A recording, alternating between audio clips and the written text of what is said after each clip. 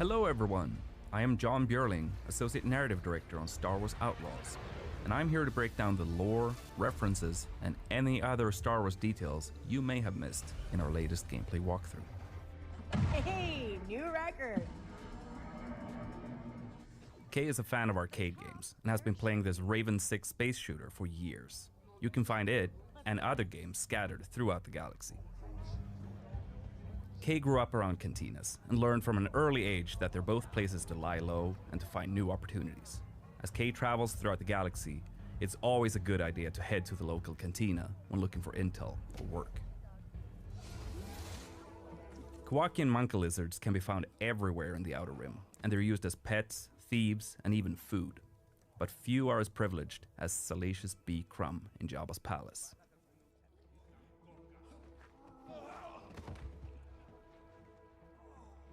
Many merchants will use protocol droids to handle customers from every corner of the galaxy who don't speak Basic or Huttese. Kay can bypass the droids since she's fluent in Huttese, and she can use this to talk her way out of, or directly into, some tense situations. The Trailblazer is an EML 850 light freighter from the Clone Wars. Its reinforced hull was built to ensure safe transport into any kind of environment.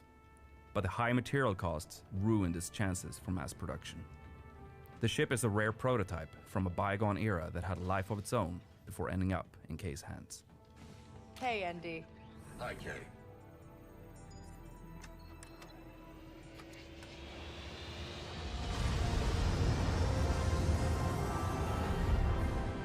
Akiva space. Akiva is an Outer Rim planet that the Empire controls via the local government.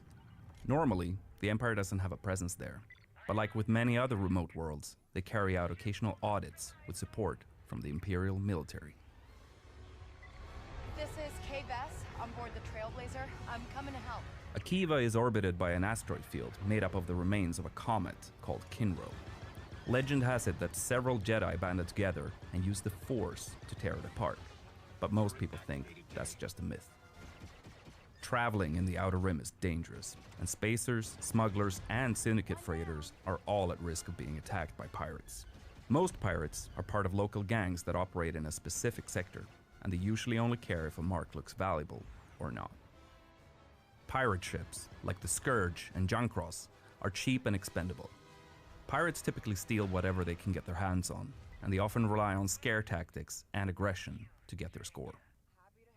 The Pike Syndicate has shipping lanes across the Outer Rim, making their freighters hot targets for pirates and rival syndicates. Due to Kay helping defend this ship, she has improved her reputation with the Pikes and their underboss, Gorak. Spooling up the hyperdrive. Growing up in the workers' district of Cantobite, Kay always dreamed of being able to get off-world and travel the galaxy. After taking the Trailblazer and honing her piloting skills, she's finally able to jump across the galaxy in search of the freedom she's always wanted for her and Nix.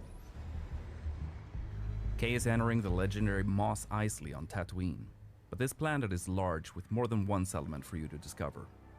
It's been a privilege to recreate iconic locations such as Chalmun's Cantina, while also expanding on the world with locations that are completely new. Room for one more?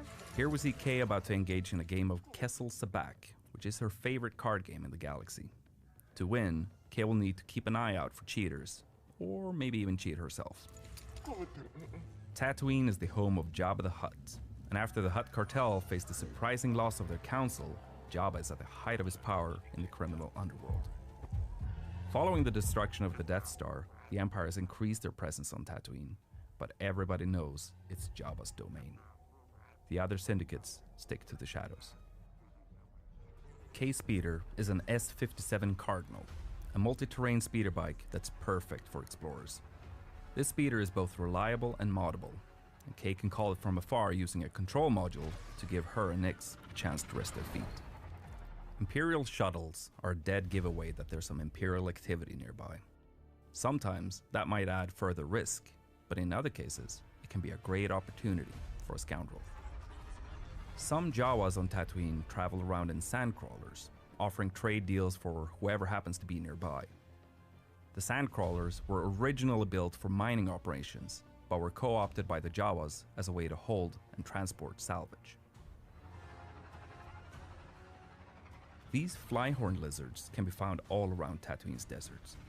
The lizards use their tails and horns to catch condensation and smaller insects while keeping cool by hiding in the sand. Some moisture farmers use the lizards as an indication of their yield.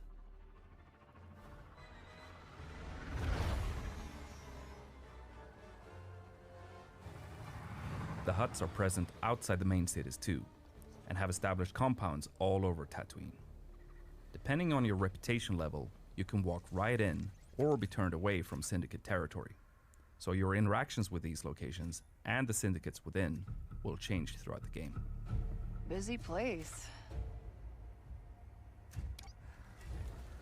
Kay and Nix have been thieving together for years, and their incredibly close bond means that they are able to support each other in any situation. Nix, attack.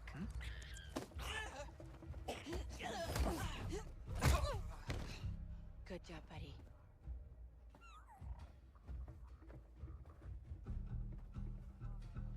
Nix, do you sense anyone close?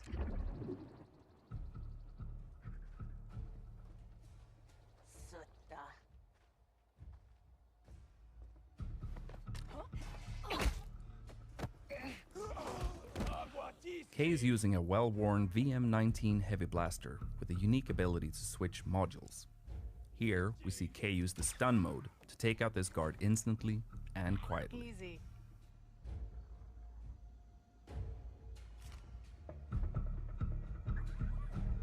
Alright, let's see what we have here. This is Kay's data spike, which she can use for picking locks. When not in use, she conceals it by wearing it as a hairpin.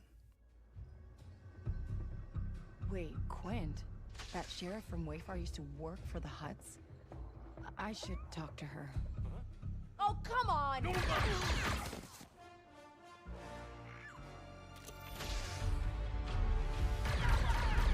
These enforcer droids are widely used by syndicates as cheap and expendable firepower.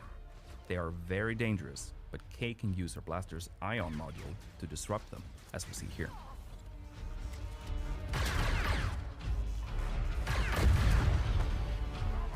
You may recognize these as massives, a native Tatooine predator with thick armored hides, sharp spines, and a dangerous bite. They were first domesticated by the Tusken, but even the Hutt cartel beastmasters used them to guard their territory. We need a quick exit! And here we see the iconic Gamorreans that were hired by Jabba himself as his most reliable guards. They are incredibly powerful and dangerous, particularly at close range. Here we see Kay switching to her power module to try and take them out before fleeing.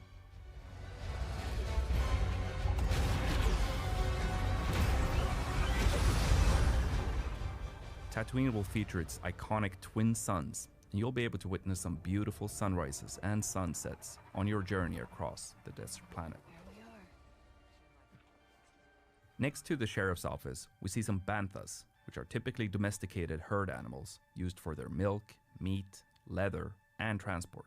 Banthas are omnivores and can sustain energy without food or water for long stretches of time. We see Kay arriving at Wayfar Station, where moisture farmers come to sell water, socialize, and buy equipment. Tatooine is known to be filled with outlaws preying on these farmers, which is why we see a stacked bounty board on the wall to the sheriff's office. Eagle-eyed viewers may even spot Kay's picture on the board. You again. Sheriff Quint is a Weequay and former pirate who had a lot of success due to her gunslinger skills. She eventually turned away from her old lifestyle and towards the law, using her skills to help the people of Wayfar. Quint is one of the experts in our game, so Kay can agree to help her out, and in exchange, Quint will help Kay develop her skills with the blaster. You want to die first? Fine by me. This is another look at Toshara, the new Savannah moon created in collaboration between Massive Entertainment and Lucasfilm Games. The strong winds on the moon wear down the naturally occurring amberine. This can create ramps for Kay and Nix to take advantage of on the speeder. Here we get another glimpse of the lush, dense jungle planet of Akiva, which has been fully realized visually for the first time. Akiva has a very interesting history, and that's something we were excited to explore with Kay and Nyx. Kay grew up brawling in cantinas and sneaking around as a thief, so she can hold her own in combat. We even see her take down a death trooper with an electroshock prod. And here, we see a range of alien species being brought together by Sabak. This includes a Galushan, a Zabrak, and Trandoshan. You'll encounter a range of different species scattered across the Outer Rim.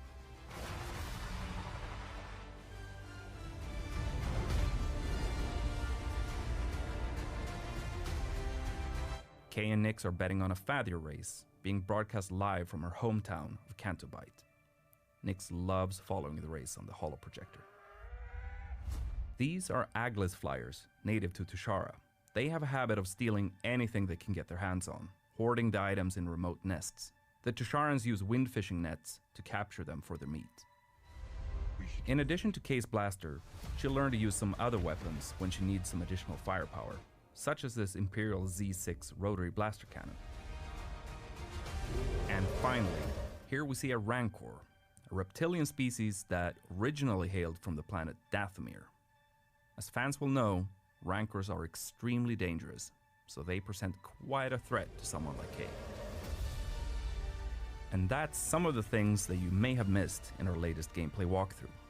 The team is hard at work crafting this galactic scoundrel adventure, and we're excited for players to experience the Outer Rim as Kay and her companion Nyx on August 30th.